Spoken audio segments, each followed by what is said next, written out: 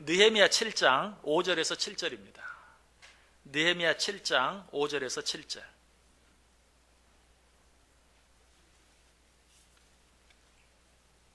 느헤미야 7장 5절에서 7절.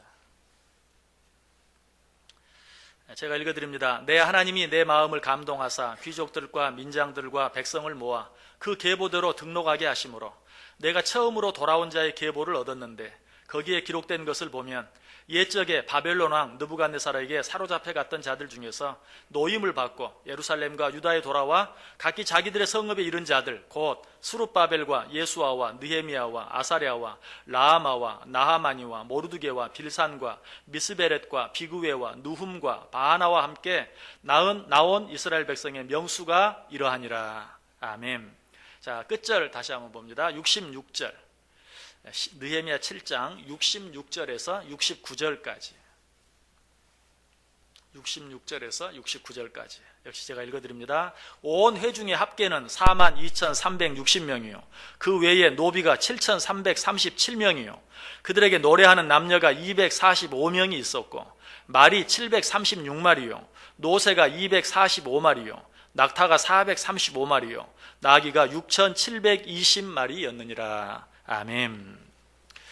오늘 등록하신 분이 있는데 환영을 빠뜨렸네요. 이 시간에 환영하겠습니다. 우리 주은미 성도님 한번 자리에서 일어나 주시길 바랍니다. 감사 2층에 계십니다. 우리 한번 위에서 기도하겠습니다. 사랑과 은혜가 충만하신 하나님 감사를 드립니다. 우리 주은미 성도님 저희 교회 보내주시고 오늘 교회 등록하게 하시니 감사를 드립니다. 하나님, 당신께서 천하보다도 귀하게 여기는 귀한 영혼인 줄 믿습니다. 이 영혼을 축복하시고 그 가정을 축복하셔서 하나님의 나라와 영광을 위하여 귀하게 쓰임받는 가정 되게 해 주옵소서. 오늘 또 그를 위해 예비한 은혜와 축복이 있는 줄 믿사오니 그 은혜와 축복을 충만히 내려 주옵소서. 예수님의 이름으로 기도드리옵나이다. 아멘. 박수로 환영해 주시기 바랍니다. 감사합니다. 우리 옆 사람들과 인사하겠습니다. 참 잘 오셨습니다. 큰 은혜 받으시기 바랍니다. 오늘도 정말 잘 오셨습니다. 하나님의 큰 은혜가 여러분 모두에게 임하시기를 주님의 이름으로 간절히 축원합니다. 오늘 본문은 좀 이상하게 읽었죠. 5절부터 7절까지 읽고 또 66절부터 69절까지 읽었습니다. 왜 그랬을까요? 오늘 본문은 사실 5절부터 69절까지입니다.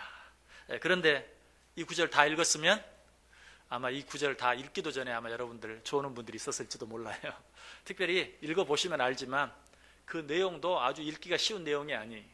가운데 생략한 부분을 보면 누구의 자손은 몇 명이고 누구의 자손은 몇 명이고 누구의 자손은 몇 명이고 누구의 자손은 몇 명이고 끝도 없이 계속되는 그런 내용이 있는 것을 보게 됩니다. 자, 이 내용이 무슨 내용인가? 바벨론 왕 느부갓네살 시절에 바벨론의 포로로 잡혀갔던 자들이 하나님의 은혜로 예루살렘에 돌아오게 되었어요. 그래서 이 포로로 잡혀갔다가 예루살렘으로 돌아오게 된 자들이 모두 몇 명이나 되는가 하는 것을 헤아려 보고 그 이름과 그 수를 기록하고 있는 내용이에요. 그러다 보니까 그 내용이 너무 길어졌어요. 자, 이 사실 6절과 7절에 나와 있죠. 옛적에 바벨론 왕 느부갓네살에게 사로잡혀 갔던 자들 중에 노임을 받고 예루살렘과 유다에 돌아와 각기 자기들의 성읍에 이른 자들 곧 스룹바벨과 예수아와 느헤미야와 아사랴와 라하마와 나하마니와 모르드게와 빌산과 미스베렛과 비그웨와 누움과 바하나와 함께 나온 이스라엘 백성의 명수가 이러하니라. 여기까지만 읽어도 좀 헷갈리죠. 그런데 이 나머지 부분을 다 읽으면 정말 무슨 내용인지 알 수도 없고 정말 그 내용을 왜 거기에 기록해 놓았는지 이해하기가 쉽지 않을 수도 있어요.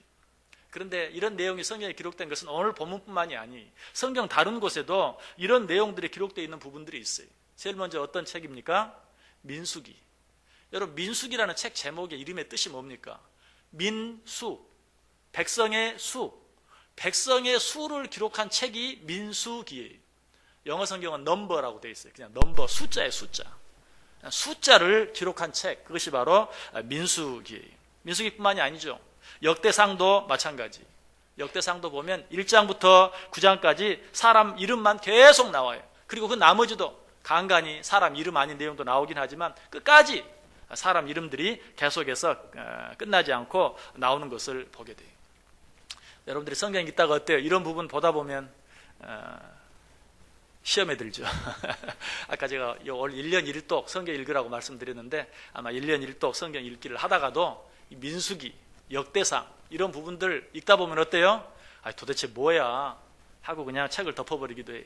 그런 부분이 나와도 포기하지 않고 끝까지 읽는 분들은 정말 뭐가 돼도 될 분들이, 참 훌륭한 분들이. 자, 그런데 이런 내용이 뭐 민수기, 역대상 그리고 오늘 본문뿐만이 아니라 신약에도 있죠. 신약에도. 그래서 마태복음 1장에 보면 누구의 족보가 나옵니까? 예수님의 족보가 나와요. 그래서 어떤 분은 또 민수기, 역대상 읽다가 이게 뭐야? 도대체 모르겠다. 신약부터 읽어야지 하고 신약을 딱 폈는데 마태복음 1장 1절 또 예수님 족보 누가 누구를 낳고 누가 누구를 낳고 누가 누구를 낳고, 그래서 결국은 성경을 덮어버렸다는 거예요. 그렇게 말씀하시는 분이 있는데, 이처럼 성경을 읽다 보면 간혹 이런 내용을 왜 이렇게 길게 기록했을까, 꼭 이렇게 기록해야 됐을까, 좀 생략할 수도 있었을 텐데, 좀 줄이면 좋았을 텐데. 여러분, 오늘 본문도 그래요. 오늘 우리가 읽은 내용만 딱 기록되어 있으면 참 깔끔하고 좋았을 것 같아요. 5절부터 7절까지, 그리고 66절부터 69절까지 그 내용을 읽으면 여러분이 한번 읽어보세요. 앞뒤 연결도 아주 잘 되고요, 그 가운데 있는 내용은 없어도 무슨 내용인지 충분히 알 수 있고 잘 이해할 수 있어요. 아니, 오히려 가운데 내용이 뭐 누구의 자손은 몇 사람이고 누구의 자손은 몇 사람인 내용 싹 빼고 나면 오히려 이 내용이 무엇인지 좀 더 눈에 잘 들어올 수도 있어요. 그런데 왜 이런 내용들을 다 기록해서 이렇게 읽는 사람으로 하여금 힘들게 만들었을까? 성경의 양을 좀 늘려가지고 그래도 이 성경책을 좀 볼만하게, 두툼하고 좀 어느 정도 크기가 되게 만들기 위해서 이런 내용들을 빼지 않고 기록했을까요? 여러분, 학교 다니면서 그런 적 있죠? 숙제 내옵니다. 너 몇 페이지 써와. 대학교 다닐 때 리포트를 쓰라고 하면 최소한 15페이지 미니멈. 그러면 어때요? 쓸 내용도 없는데 그냥 그 15페이지를 채우기 위해서 안 써도 될 내용까지 다 써서 기어이 그 분량을 채워본 적이 아마 한두 번쯤은 다 있을 거예요. 여러분, 성경도 그랬을까요? 그래도 이거 하나님의 말씀이 성경인데 너무 얇으면 좀 권위가 없잖아요. 그래서 좀 두툼하게, 좀 묵직하게 만들기 위해서 이런 내용들을 성경에 기록해 놓은 것인가? 그럴 리는 없죠. 왜? 여러분, 성경에는 뭐라고 말해요? 반드시 기록해야 할 내용만 기록해도 다 기록할 데가 없을 만큼 그 기록할 내용이 많다고 이야기해요. 요한복음 21장 25절에 말합니다.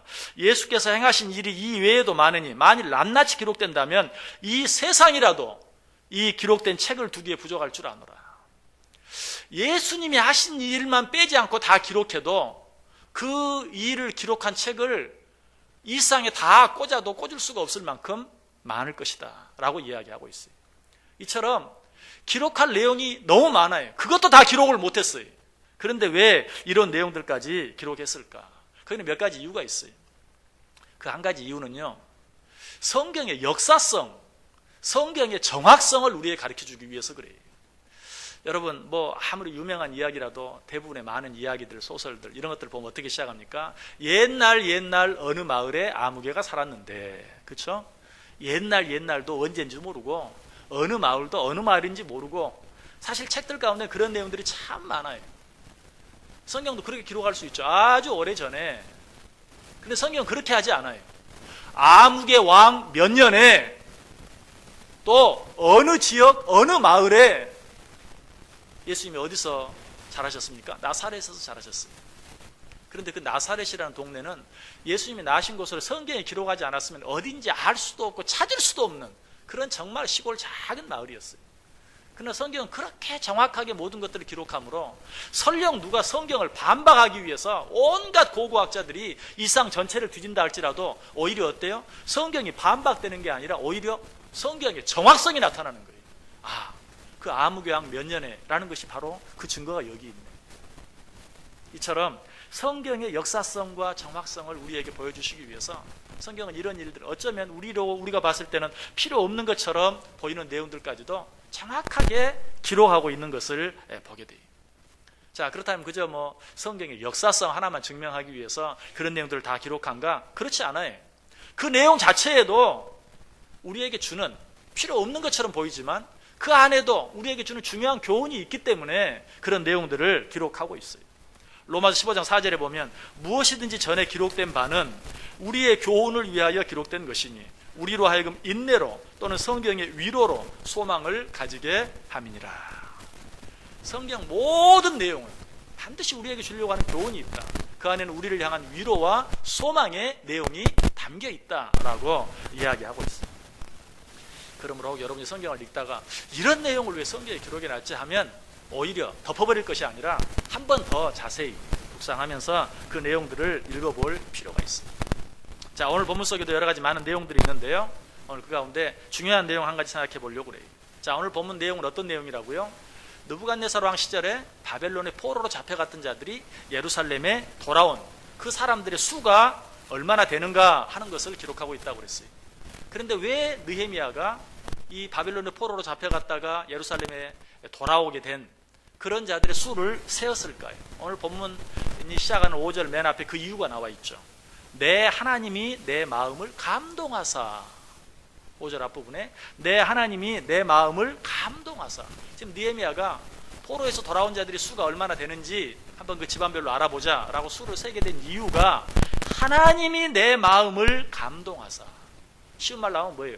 하나님이 시키셔서, 하나님이 그렇게 하라고 시키셔서 내가 이 일을 한다라고 먼저 밝히고 있는 것을 보게 돼요. 아까도 말씀드렸던 것처럼 성경에 사람의 수를 세는 내용이 많이 있고 사람의 이름들이 기록되어 있는 내용들도 많이 있는데, 특별히 그 모든 일들이 다 하나님이 시켜서 한 일은 아니에요. 오늘 본문에 느헤미야가 한 일은 분명히 하나님이 느헤미야의 마음을 감동해서 하나님이 느헤미야에게 시켜서 그 수를 세게 했는데, 그렇지 않은 일도 있어요. 어떤 일입니까? 다윗이 이스라엘 백성의 수를 계수한 일이. 다윗도 이스라엘 백성들의 수를 셌어요. 그런데 그 일은 하나님이 시켜서 한 일이 아니에요. 역대상 21장 1절에 보면 사탄이 일어나 이스라엘을 대적하고 다윗을 충동하여 이스라엘을 계수하게 아니라, 다윗이 이스라엘 백성들의 수를 센 것은 하나님의 감동하심이 아니라 사탄의 충동질 때문이었어요.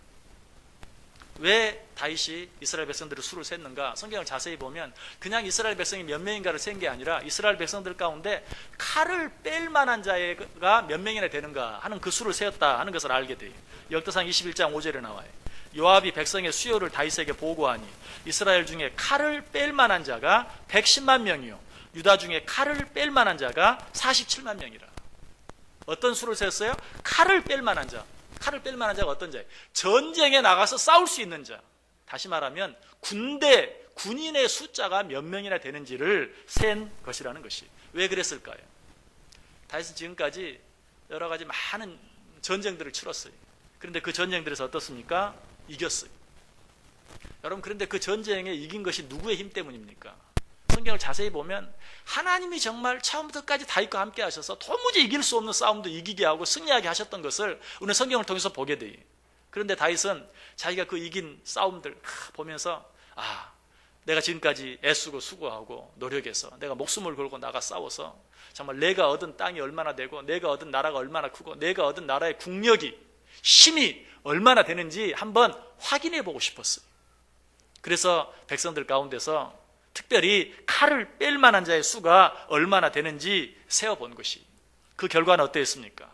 역대상 21장 14절에 보면 이에 여호와께서 이스라엘 백성에게 온역을 내리심에 이스라엘 백성의 죽은 자가 7만이었더라.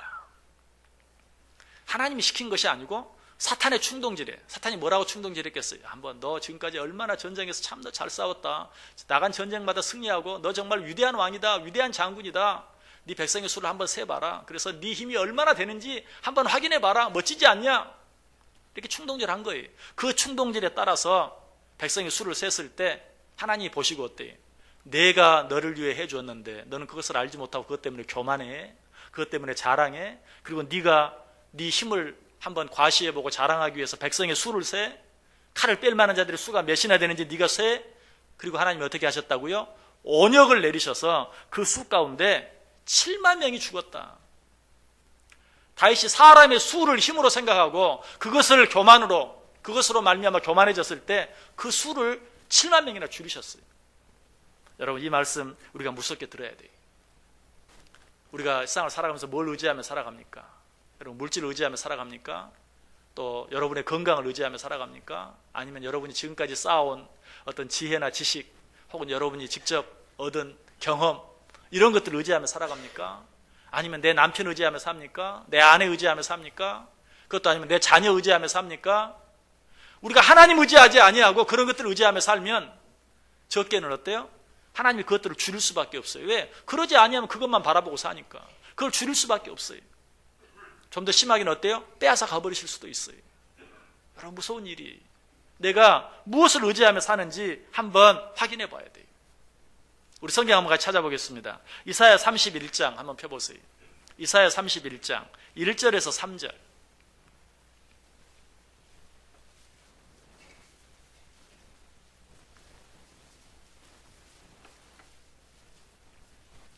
이사야 31장 1절에서 3절입니다. 우리 다 같이 한 목소리로 읽어보겠습니다.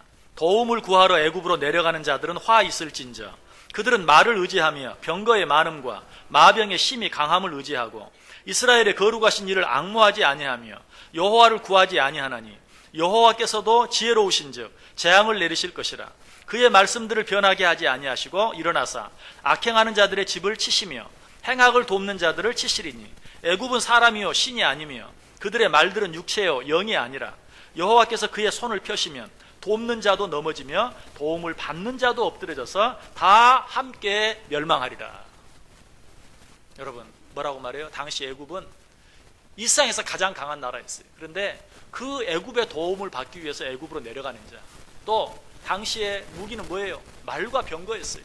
말과 병거를 의지하는 자, 이런 자들은 결국 어때요? 도움을 받는 자나 도움을 주는 자나 결국은 함께 멸망하게 되고 말 것이다. 그런데 이 말씀 가운데 참 재미있는 말씀은 그 이사야 31장 2절에 보면 여호와께서도 지혜로우신즉 이렇게 말하고 있어요. 자, 우리가 우리의 지혜를 믿고 우리의 경험을 의지하고 살아가면 하나님이 뭐라고 말해요? 너만 지혜로운 줄 아냐? 나도 지혜롭다. 그리고는 뭐라고 말해요? 네 지혜가 뛰어난지 내 지혜가 뛰어난지 한번 보자. 여러분, 하나님이 이렇게 결심하시면 큰일 나는 거예요. 하나님이 그렇게 결심하지 않도록, 하나님이 그렇게 말씀하지 않도록 늘 우리를 살펴야 돼요. 내가 내 지혜 믿고 내 경험 믿고 내 물질 믿고 내 건강 믿고 내 남편, 내 아내, 내 자녀 믿고 살아가면 하나님 뭐라고 말해요? 네가 그렇게 잘났냐? 나도 잘났다.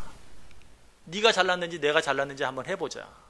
성경이 그렇게 말하고 있어요. 여호와께서도 지혜로우신즉. 여러분, 하나님의 지혜와 우리의 지혜가 상대가 됩니까? 고린도서 1장 25절에 뭐라고 말해요? 하나님의 어리석음이 사람보다 지혜롭고 하나님의 약하심이 사람보다 강하니라. 고린도서 3장 19절에도 이 세상 지혜는 하나님께 어리석은 것이니 기록된 바 하나님은 지혜 있는 자들로 하여금 자기 꾀에 빠지게 하시느니라.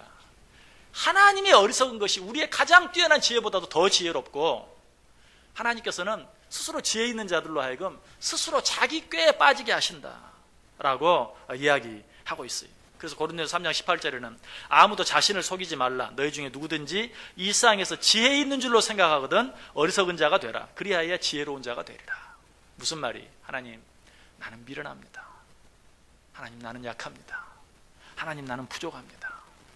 하나님이 도와주시지 아니하시고 하나님이 인도해 주시지 아니하시면 나는 아무것도 아닙니다. 그때 비로소 네가 지혜롭게 될 것이다.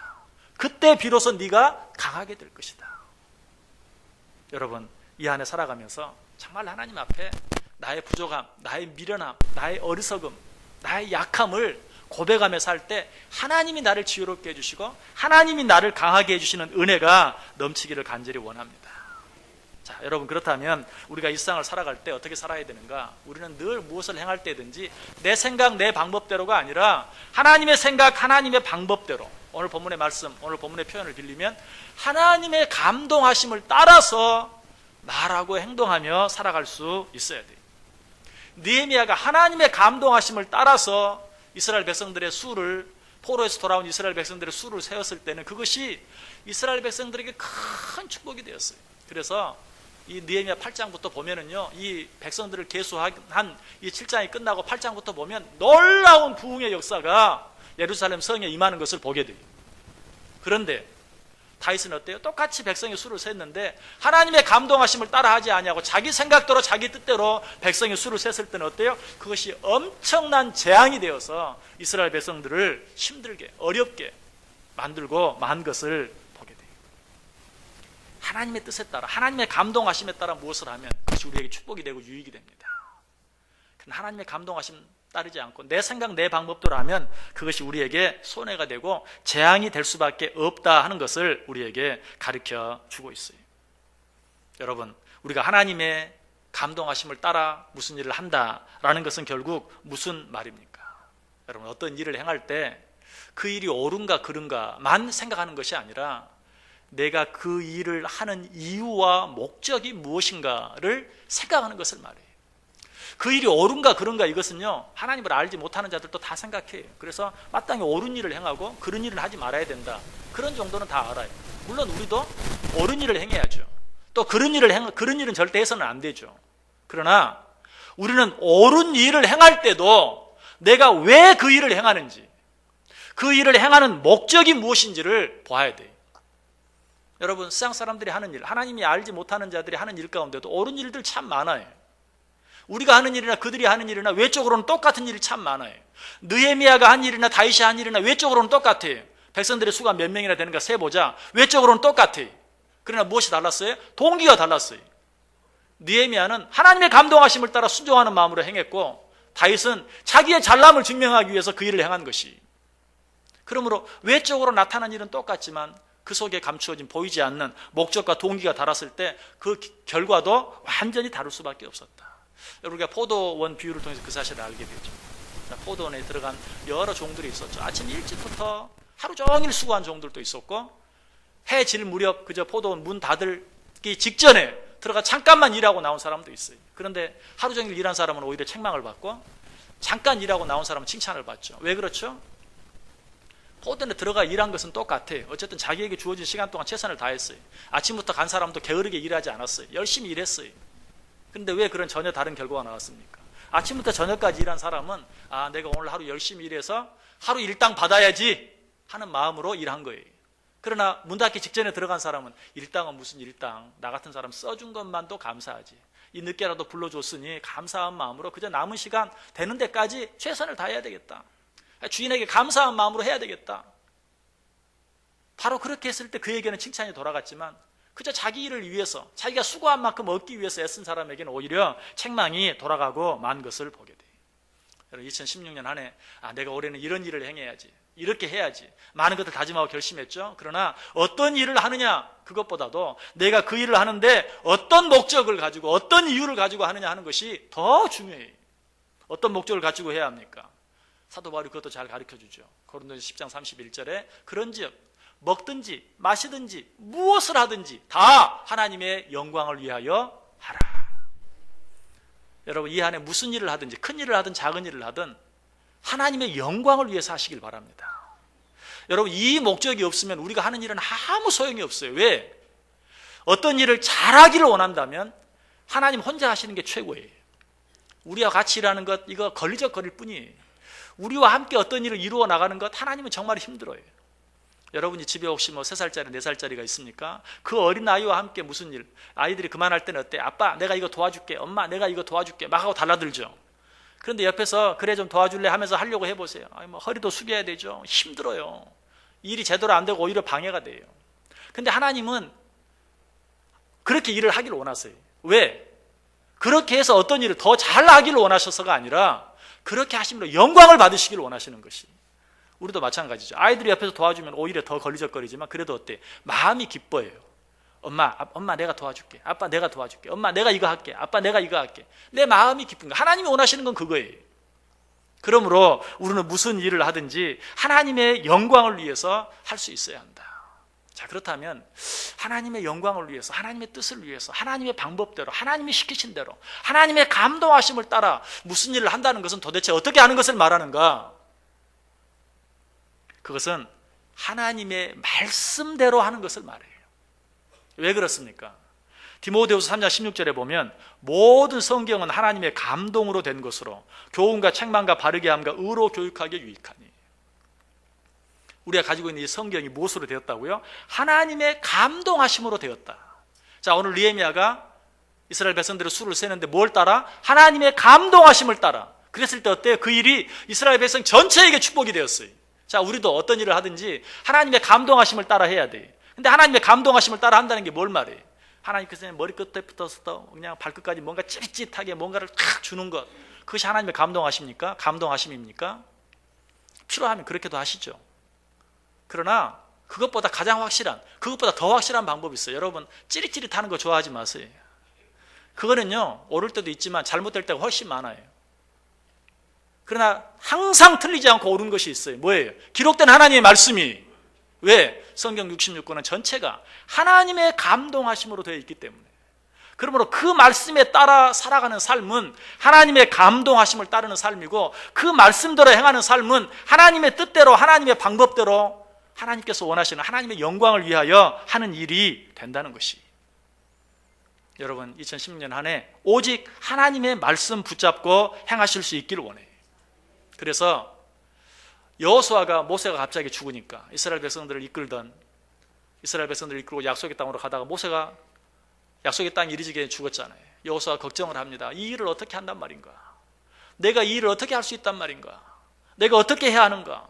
그때 하나님이 그에게 답을 주시죠. 뭐라고? 여호수아 1장 8절에 이 율법책을 내 입에서 떠나지 말게 하라.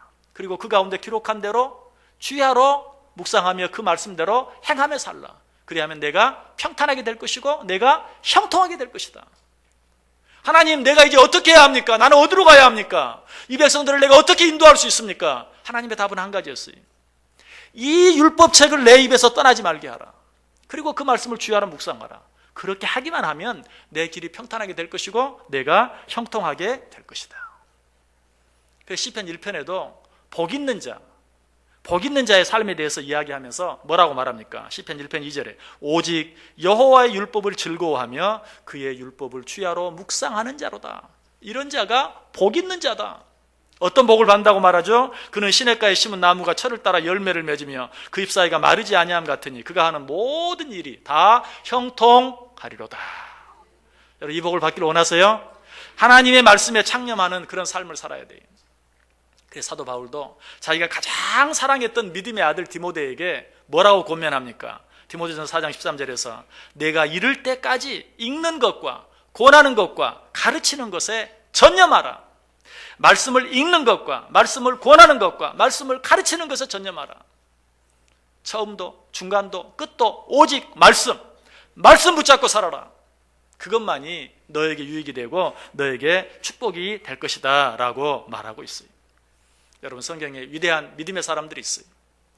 그 위대한 믿음의 사람들의 삶은 한마디로 말하면 다 하나님께 감동하심을 받은, 하나님의 감동하심을 받은, 하나님의 감동하심을 입은 자들이었어요. 사무엘이 그러합니다. 여호수아가 그러했습니다. 또 삼손도 그러했어요. 하나님의 신에 감동되고 하나님께서 감동하심을 따라 할 때 그들이 자기들의 힘으로는 행할 수 없는 놀라운 일들을 이루며 살았어요. 오늘 본문의 느헤미야도 마찬가지. 여러분, 이런 위대한 믿음의 사람들이 되기를 원하세요? 하나님의 감동하심을 따라 사세요. 어떻게 그렇게 할 수 있어요? 하나님의 말씀대로, 오직 하나님께서 우리에게 주신 그 말씀 붙잡고 살아갈 때 우리의 삶이 하나님의 감동하심을 따라 사는, 그로 인하여 내 힘으로는 내 능력으로는 도무지 이룰 수 없는 놀라운 영육 간의 부흥을 경험하고 맛보고 누리며 살 수 있다는 것이. 여러분, 이런 일들은 성경에만 기록되어 있지 않아요. 우리 인류 역사를 통해서도 우리 주위에서도 얼마든지 볼 수 있어요. 한 사람 이야기만 드리고 말씀을 마치려고 합니다. 여러분, 땅콩 박사라고 아십니까? 이름은 몰라도 아마 땅콩 박사라는 말은 많이 들었을 텐데요. 미국의 조지 워싱턴 카버라는 사람이 있습니다. 이 사람은 흑인들 가운데 가장 영향력 있는 삶을 산 사람 가운데 하나로 평가되어지는 그 사람이에요.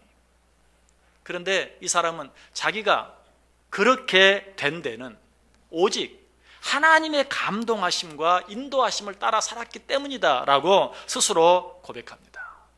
그 언젠가 간증을 하면서 그렇게 말해요. 나는 날마다 하나님의 감동하심과 인도하심을 받기 위해서 새벽 4시에 일어나 하나님의 말씀을 읽고 그 말씀을 묵상하는 것으로 하루를 시작한다. 나는 지금까지 평생을 그렇게 살아왔다.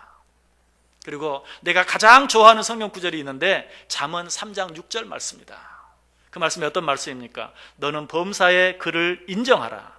그리하면 내 길을 지도하시리라. 여러분, 이 한 해 하나님께 여러분의 길을 맡기세요. 하나님이 내 길의 인도자, 하나님이 나의 참 목자 되시는 것을 인정하세요. 그러면 하나님께서 여러분의 길을 인도해 주시고 지도해 주신다. 여러분, 제가도 한번 드렸던 말씀이지만 한 번 더 말씀을 드리기로 원해요. 여러분, 가장 신앙생활을 쉽게, 가장 신앙생활을 잘할 수 있는 방법 뭐라고 생각하세요? 저는 새벽을 깨우는 삶을 사는 것이다 라고 말씀드리고 싶어요. 왜 그런가? 새벽을 깨워서 새벽제단에 나와서 하나님의 말씀을 듣고 그 말씀 가지고 더도 말고 덜도 말고 하루만 그 말씀 붙잡고 살면 우리 인생 전체가 하나님의 감동하심을 따라 하나님의 말씀에 붙잡힌 바 된 삶을 살 수 있기 때문에 그래요. 여러분, 인간이 뭐라고 말합니까? 작심삼일. 여러분, 2010년 시작하고 새롭게 계획하고 작정한 일 어때요? 오늘이 이제 17일인데 지금까지 계속 하고 있는 일은 몇 가지고 이미 포기해버린 일은 몇 가지나 됩니까? 참 어떤 일을 작정하고 사흘을 한다는 게 쉽지가 않아요. 그런데 왜 새벽을 깨우며 신앙생활을 하는 삶이 신앙생활을 가장 쉽게 가장 잘할 수 있는 방법인가? 한날의 삶을 시작하는 첫 시간에 하나님 앞에 나와서 하나님의 말씀을 듣고 더도 말고 덜도 말고 그 말씀 가지고 하루만 살면 돼요. 그 말씀 가지고 하루만 사는 거예요. 이 하루만. 내일은 내일 주시는 말씀으로 하루 살고, 모레는 모레 주시는 말씀으로 하루 살고, 하루씩만. 여러분, 모세가 얼마나 지혜로운 줄 아세요? 모세가 그래서 그렇게 말했어요. 하나님, 아침마다 나를 즐겁게 하사 내 평생에 내 삶이 기쁘고 즐겁게 해주소서. 얼마나 지혜로운지 몰라요. 하나님, 이 아침 내게 즐거움을 주시고 내일은 몰라. 내일은 그날 아침 또 나를 즐겁게 하셔서 그로 말미암아 내 인생 전체가 기쁘고 즐겁게 하소서. 참 지혜로운 사람이에요. 여러분, 이 한 해 하나님의 감동하심을 따라 살기를 바랍니다. 늘 할 수 있다면 한번 새벽을 깨우면서 이 하루 하나님이 내게 주시는 말씀 받고 그 말씀 묵상하면서 그 말씀 붙잡고 그 하루 그 말씀대로 살아드림으로 적게는 2016년 한 해가 하나님의 감동하심을 따라 사는 삶, 그로 인해서 정말로 그 모든 삶이 우리에게 유익이 되고 축복이 되는, 좀 더 길게는 우리 인생 전체가 하나님의 감동하심을 따름으로 말미암아서 느헤미야와 이스라엘 백성들에게 예루살렘 성에 임했던 그 놀라운 부흥의 역사, 그 놀라운 축복들이 우리에게도 풍성하게 임할 수 있기를 주님의 이름으로 간절히 축원합니다. 기도하겠습니다. 사랑과 은혜가 풍성하신 하나님 감사합니다. 연약하고 부족한 우리들을 위하여 이 또 새해 벽두에 우리에게 하나님 말씀을 주시니 감사합니다. 이 한 해 내 지혜, 내 경험 의지하며 살 것이 아니라, 어떤 사람 바라보고 살 것이 아니라 오직 하나님의 감동하심을 따라 하나님의 감동하심에 의지하여 하나님의 말씀에 의지하여 살게 하여 주옵소서. 그래야 할 때, 이 한 해 마쳤을 때 정말 하나님이 나를 인도해 주셨고 정말 하나님이 나를 축복해 주셨다고, 하나님이 나를 여기까지 인도해 주셨노라고 고백하고 감사하고 찬송하는 일이 우리 가운데 넘치게 하여 주옵소서. 예수님의 이름으로 기도드리옵나이다. 아멘.